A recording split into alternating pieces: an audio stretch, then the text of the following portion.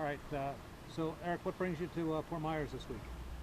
I'm here as a guest of the Edison Awards, and the Lindbergh Foundation got an Edison Award in 2017 for the Air Shepherd program, where we were using drones to stop rhino and elephant poaching in Africa. And we got some of the first beyond visual line of sight permissions to use drones, and night flying permissions, and where we flew, the poaching stopped. So you've been here before.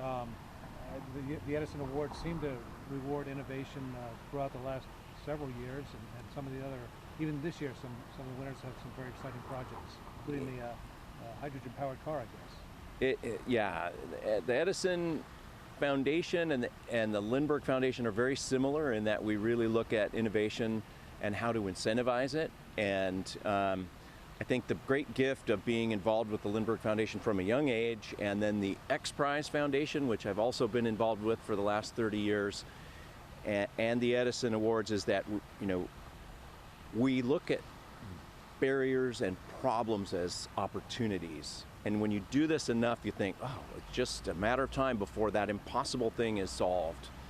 How we look around a problem for those niches or find the people that will solve those is sort of the key to our future. So you talked about the X Prize, did you say 30 years? Is that aviation related mostly?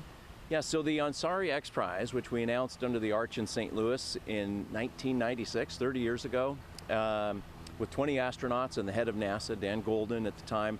Our goal was to give $10 million to the first private manned space program that could use a reusable space capsule, unlike the space shuttle, and lower the cost of getting into space and jumpstart the commercial spaceflight revolution. And today, it's taken a long time, but today we have, Elon and Jeff and Sir Richard all vying to sell us tickets to go into space, including our governments, so it's a whole lot cheaper. They've brought the cost of sending a pound of payload into space down almost by a factor of 10 now. So what do you think some of the exciting new innovations might be if we're doing this interview 10 years from now? What would you expect or hope to see here? Oh, wow. Well, my own industry, which is my bent, aviation, I saw electric propulsion as an opportunity to make aviation clean, green, simple, quiet. A lot of the problems that we have in aviation are based on those, so I see them as threats, emissions, etc. And electric solves that. So I think what we're going to see in the near future are the potential of having a dock right here that we land a vertical takeoff, electric vertical takeoff and landing vehicle like a helicopter that flies with the efficiency of an airplane, and it's clean and quiet, out to a mobility challenged area, return us. It's going to change the way we move around the planet. I saw that the Coast Guard just gave approval to some company on some sort of Regent aircraft that flies in ground effect yes. over the water. Yeah. Wing and ground effect, company called Regent out of the East Coast, Northeast Coast, has a brilliant technology that the Russians pioneered way back with the chronoplans. They never really commercialized them. This is like an ideal commercialization plan, and they don't have to get FAA certification, they get marine certifications. They're classified as boats. So as long as they're safe, that'll fly, Fascinating stuff. quote unquote. Right. And I guess you and your family, your grandfather and your grandmother have a long history right here in Southwest Florida. Can you tell me a little bit about that? Oh yeah, one of my grandfather's best friends was a guy named Jim Newton. Many locals know him for writing a book called Uncommon Friends, and then of course that's the name of the local foundation that helps to promote Jim and Ellie Newton's vision of really love. And I think encompassing people with love gives them the support that they need to grow. And Jim and Ellie really embraced not only the Edisons and Fords, Firestones, etc., but gave my grandparents a respite from the fame that they had, a lot of eyeballs on them, and they would go sailing up into the Everglades and just have this peace and quiet in nature. That was really an extraordinary thing for my grandfather, who was really hounded most of his life. As I grew up and grew into the Lindbergh Foundation, I got to know Jim and Ellie, and I tell you what, his enthusiasm for life was infectious. I got him to autograph the book at an event in, I think, Minnesota, And I said, "How you doing, Jim?" I had seen him here in Fort Myers and then out there, and he said, "You know, if I was feeling any better, I'd have to take something for it." He was 94 at the time.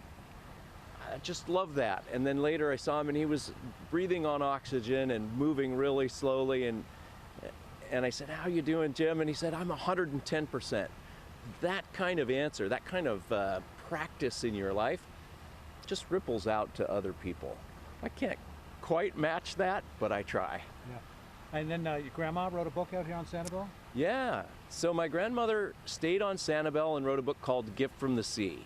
This book in the 50s is still in print, sells about 30,000 copies a year. It's really an extraordinary look at their lives and about, you know, occupying the space that we're in and loving ourselves. And I think it was especially a great call to women, but as a man, I learned a ton from that. So it's one of those timeless books that came out of her walks on the beach collecting shells, and each chapter begins with a shell and an illustration and a metaphor about that shell and life. That's the essence of the Shell Coast. So your grandfather obviously spent some time here on Sanibel and Fort Myers in the area? Oh yeah, yeah, frequently. And then the Lindbergh Foundation obviously was here, and one of my cousins started an organization called the Earthshine Foundation that was named after another one of my grandmother's books about the space program and that possibility of seeing the Earth shine from space rather than a moonshine or sunshine, Earthshine. So a wonderful premise. And so Fort Myers occupies a great space in my family's history. So do you think Grandpa spent some time here, staying on Sanibel? Or? Oh yeah, and staying with and actually visiting with the Edisons and Fords, and they became great friends. My grandfather obviously worked for Ford during the run up to World War II and did test flying out there, and stayed friends with Jim and Ellie for the rest of their lives. Okay. And you duplicated his flight at the 75th, is that right?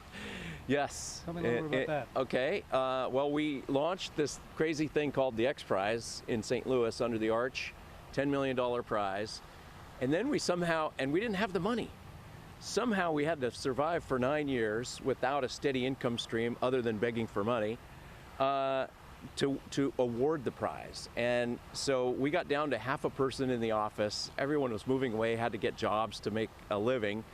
And I thought, well, what if I flew across the Atlantic and raised money for the X Prize and the future of flight and to give hope for kids facing adversity, because I had faced it as a young man, became disabled, couldn't walk, and then got another chance at life. If I could give one kid the inspiration, the hope that there could be a life for them after this challenge that they're facing, it would be worth it. And so I did. In 2002 flew from San Diego, where the plane was made, the Spirit of St. Louis, to St. Louis, and then from St. Louis to New York, and then New York to Paris in a modern airplane, because I wasn't totally crazy. And it raised a couple $1 million and $500 million media impressions before social media, and it saved the X Prize. It saved us at a point where we needed it. Not that every other board member didn't save it, because we really should have failed. It was a crazy idea. Were you alone? Solo. Wow. I had a mission control out of the St. Louis Science Center and was talking to communications, Capcoms, and we had a retired astronaut and former chief test pilot of McDonnell Douglas. And so we had an education program that went out on the newly formed internet that had maybe 20 people watching, but it was an extraordinary journey for me that showed me how difficult it was for my grandfather 75 years earlier to make that flight. And that flight changed the way the world thought about aviation. I think before he flew across the Atlantic, people who flew in airplanes were called barnstormers and daredevils and flying fools. And after he flew across the Atlantic, they were called pilots and passengers. And that's the shift in perspective we then copied with the X Prize. And now we have, Musk, Bezos, and Branson trying to send us into space. Yeah. And now we're trying to think about, what are we going to do with the 100th anniversary? Can we make 100x, 100 times that impact? So that's our goal. Maybe it's crazy, but if we don't do it, who will? How long was your flight? My flight was 17 hours and 7 minutes. So about half the time as my grandfather. Maybe a little easier. So I'm sure, you know, from the movies about your grandfather to the books to everything, you sat with him, met him. I'm sure most of the stories have been told, but what's the one or two, you know, unique tidbits you remember about him telling you about that adventure or something? Yeah, you know, he never talked about the flight across the Atlantic. He would say, read the book, even if to family members, because he was just done. He wanted to move beyond it. I guess like a rock star that has a hit, you don't want to play that song after a certain point. But he kept flying. He kept playing the music. Oh, that guy changed the world in so many different ways. So what I remember as a kid was always loving, he was friendly to kids. He was sometimes rubbed adults the wrong way because maybe he was a hard, super smart man. But I loved the way he could wiggle his eyebrows and his ears. And he must have gotten tired of me asking him to do it. So he said, I'll give you 50 cents if you can learn how to wiggle your ears.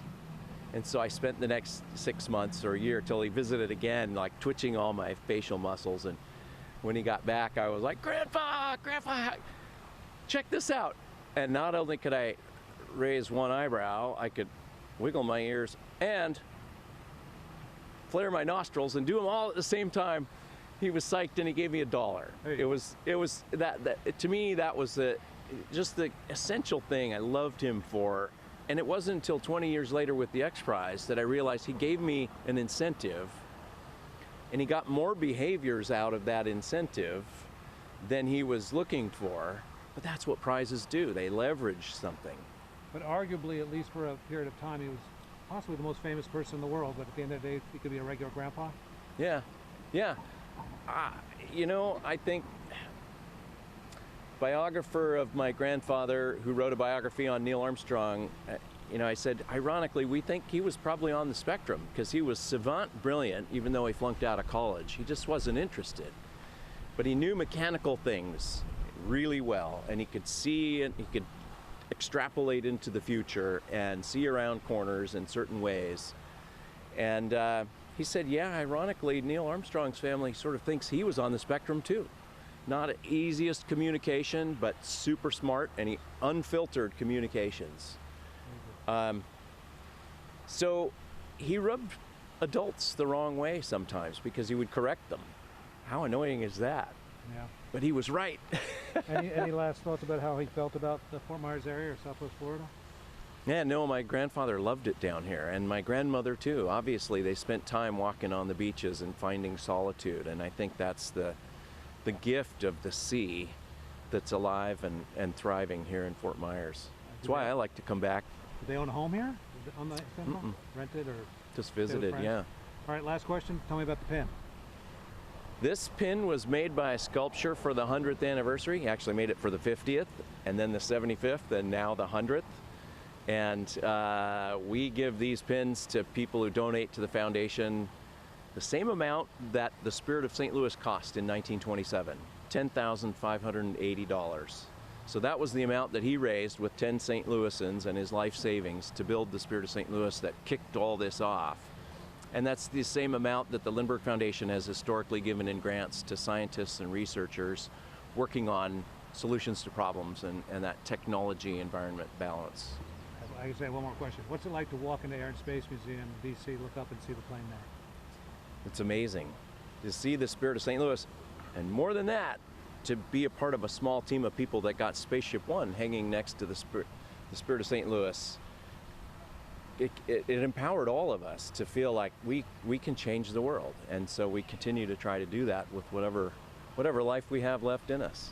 Great. Anything else I could have or should have asked? No, I'm good. Great. That was great. Don't cut any of it.